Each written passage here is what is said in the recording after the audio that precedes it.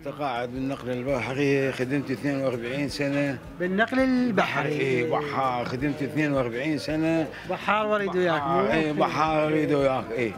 وطابوقه بالعراق ما حصلت من النقل البحري. الحين البحر حاليا؟ والله البحر لا هسه البحر مو مثل قبل احسن، الناس زينه، هسه لا.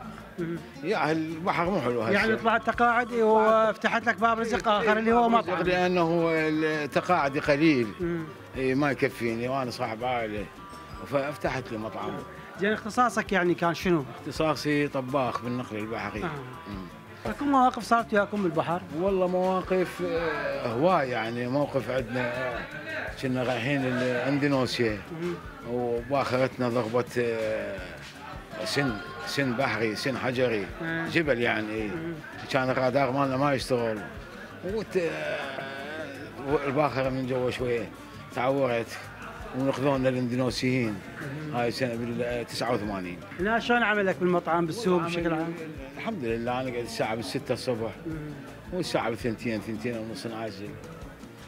ويعني مدارينها شلون ما كان السوق حلو شويه، نوبه زين نوبه مو زين، بس الوضع كوضع اجتماعي يعني بالبصره مو طبعك اجتماعي مع زملائك اصدقائك يعني شيء وضع طبيعي كلش، يعني ضحكه وسالفه حتى تخلص يومك يعني. اي ونحل الساعه بالثنتين بالثلاثه.